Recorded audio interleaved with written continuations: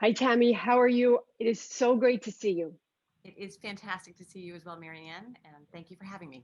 Sure. So, we're going to talk about maternal health, infant and maternal health, which I know is an issue that you're working on. Tell me why. Why are you focusing on that? Well, I'll tell you when Phil first came into office, we found out that New Jersey was 47th in the country in terms of maternal mortality rates. And by the way, 47th in the country, the United States overall is 55th in the world. So Wow. it is it's shocking. Yeah. And as a mother, as a mother of four, it seemed like something that really drew me it personally, and I wanted to see if I could somehow help move the needle in this space. And I naively went into this thinking that it would be access to care, and that Mm. if we could just provide access to care, then we would solve this problem. And clearly, that has not been the case, and the statistics are very troubling. Yeah. So, do you know what is causing it if it's not access to care? When you dig down and really understand what's going on and who is being impacted the most, you'll Mm. see that sadly, if you are a black woman in the state of New Jersey, you are 7 times more likely than a white woman to die from maternity related complications.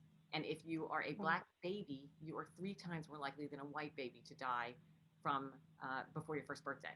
Once one knows those kind of staggeringly horrific uh, statistics in the Yeah. year 2020.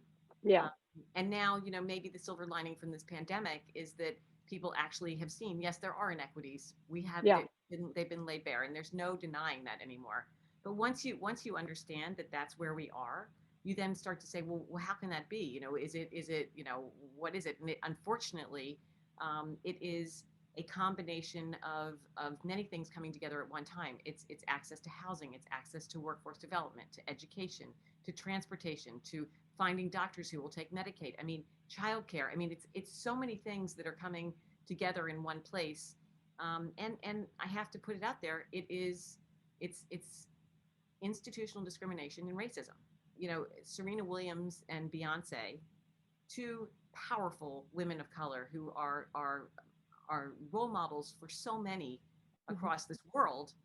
Those two, with their incredible platforms, both had near death scenarios when they were delivering. And, the fact that they could not be heard and communicate with their healthcare providers just goes to show, can you imagine if you didn't have that platform and you didn't have that confidence, that what would happen to you? So, Yeah.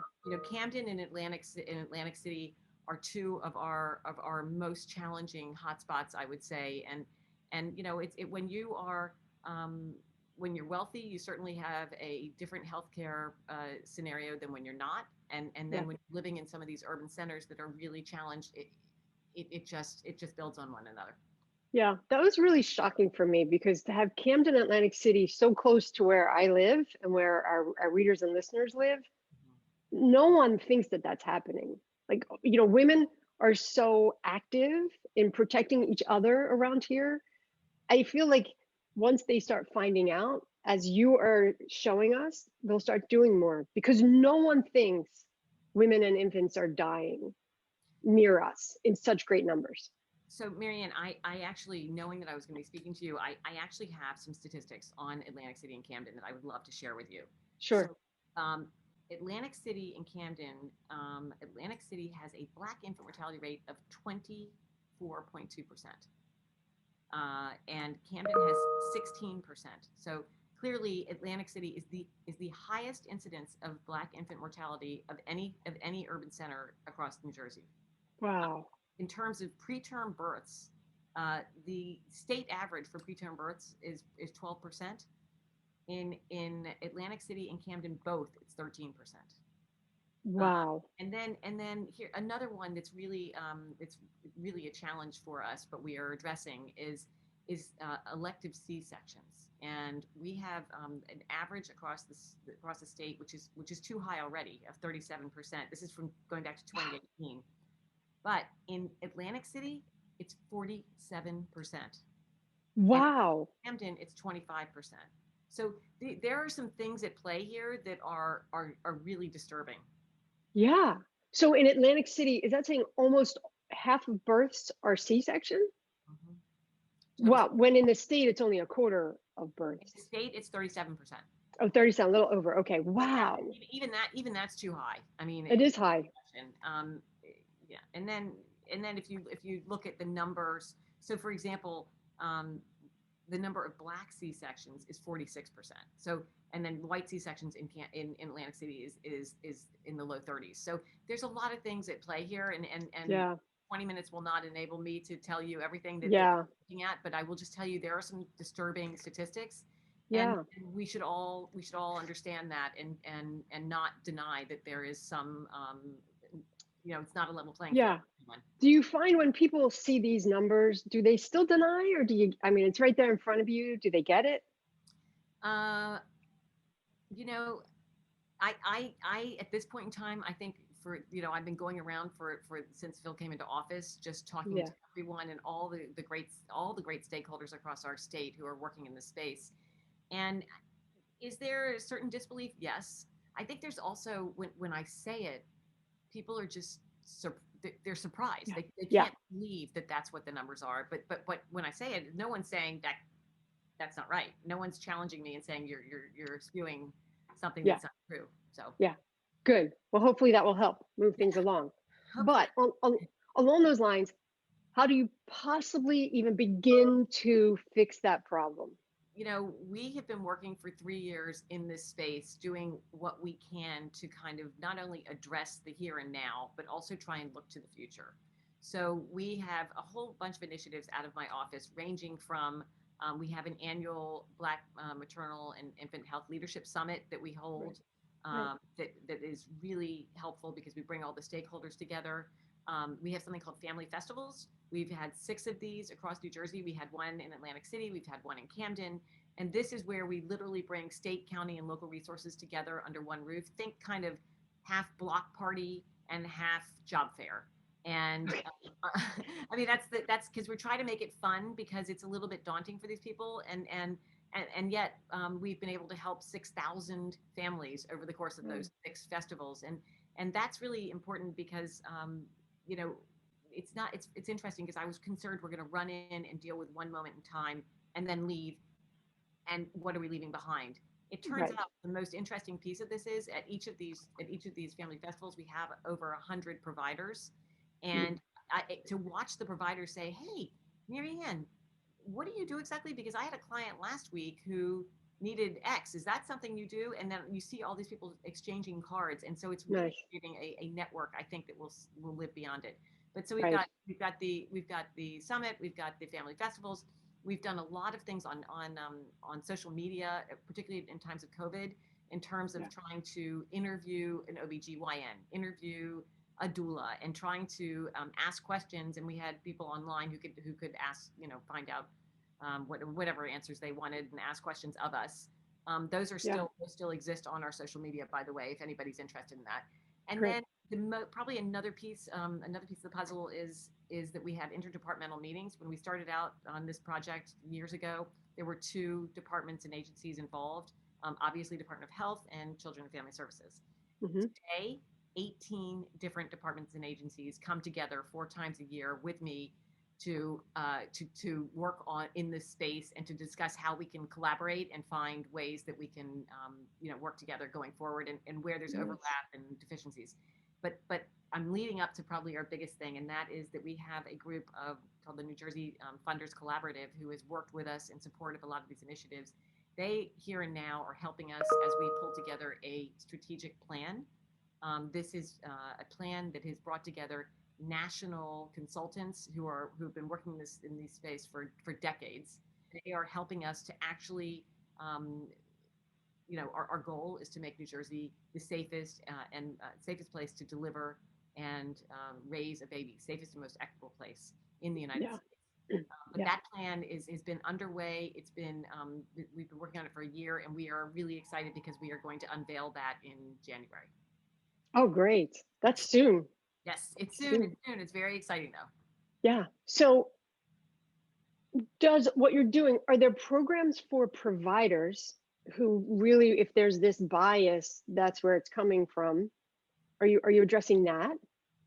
Um, so I think yes, the answer is yes, and it's not just me. The beauty I'd say, Marianne, of this whole of what we're doing is I cannot say it often enough. There are really good people and organizations in New Jersey who have been working in this space, but have been working in Yeah. silos. Yeah. And the fact of the matter is, the New Jersey Funders Collaborative, which I already referenced, they have come together and helped us with all of these initiatives. They're helping us with the strategic plan, which is phenomenal. The legislators, there have been 32 pieces of legislation passed in this space since we started working in this space. I will tell you, the budget that Phil has just signed has money that's set aside for Nurture New Jersey, which is fantastic. Of course, that's something that's obviously near and dear to my heart. Also sets aside funds to help with reimbursement for midwives, which builds upon some of the work that we did last year, because last year we were working with doulas. And also, Mhm. importantly, to your point, sets aside a good amount of money to go into every single one of our labor and delivery hospitals and all of our FQHCs and train people about implicit bias, Right. which is obviously super important. Yeah. But most importantly, this speaks volumes about the priorities of this administration and of the legislature. That this is a priority. This is something we must fix. We cannot tolerate this anymore. And so, they're putting their money where their mouth is, and they're actually helping. Yeah. Yeah.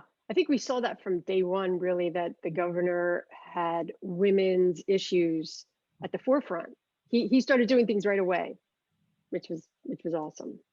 So, okay, you mentioned the leadership summit for Black maternal health, which I know you had last month. Yes, we Um, did. This is the third annual leadership summit that we've held. Usually, the 2 years prior, we held them at Drumthwacket. Obviously, for given times of COVID, we had a virtual gathering this time. yeah. It has grown in size over time. This year, we had over 200 people who stayed engaged via Zoom platform for over 5 hours. So Wow. yeah. So, and this is bringing together all stakeholders. It's bringing together, healthcare systems with legislators, with commissioners, with doulas, with foundations, with importantly moms. The New Jersey Funders Collaborative really helped us because they enabled us to provide transportation for moms to be able to join us. And basically, what we do is we have some speeches, but the real meat and potatoes of it is that we break people into rooms in this instance, and everyone works on an actionable plan for their particular space so that they can figure out how they're going to actually implement the strategic plan when we unveil it next month. And it's really fascinating to watch because most of the time, Marianne, you'll find the healthcare systems might speak to another healthcare system, but they're not necessarily speaking to the legislators and a doula and a mom Yeah. and an insurance provider and all these other stakeholders who are involved at the same time. And so when you have a problem that's presented and you have everyone around the table who can bring their different vantage point to the fore, it's really productive and it's it's Yeah. it's really rewarding, I think, for everybody involved. So Yeah. It seems so obvious, right? That we have all these key players, none of them talking to each other. It seems like, yeah, that might be a good idea if we have them all talk to each other. yeah. So, It's good. so It's all right. good momentum, by the way, because when the strategic plan gets rolled out, all of these people were tremendously enthusiastic. After the fact, the funders were thrilled with it. We've had all the people who are involved have reached out and said that was really productive, really excited, and can't wait for the strategic plan to be presented. Great. Great. So for a regular woman listening, is there something she can do? The biggest thing is making people aware, Yeah. and I think that we have a lot of social media outlets. We have a lot of platforms that people can go to and educate themselves, because I think that the more people talk about this, Yeah. then the faster we're going to solve this, because we can't do it on our own. We need everybody to buy into this in order for us to really change the space that we're in. Yeah. And I really think the more women find out about this, the more you will see change because it's certainly something they want to do. I think you are absolutely right. And certainly when I talk to people, when they are not aware, once they are aware, they they do want to help in whatever ways they can. Sure. Well, thank you. It is always wonderful to talk to you. This is such a great initiative. I, It's I, awesome. I am really, I'm thrilled that you have me here, and I want to just share with you. I was grabbing my paper because I never remember the platform, so I want to just share the Okay. different platforms with you, if that's okay. Yeah. Yeah. So on Twitter and Facebook, it's if you go to at First Lady NJ, you can find Okay. all these things we're talking about. On Instagram, it's at First Lady New Jersey, and our website is nj.gov/nurturenj. Okay. That's Um, great.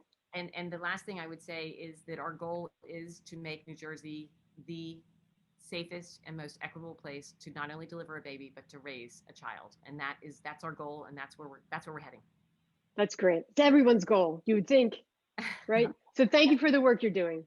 Thank you. Thanks for having me, Marianne.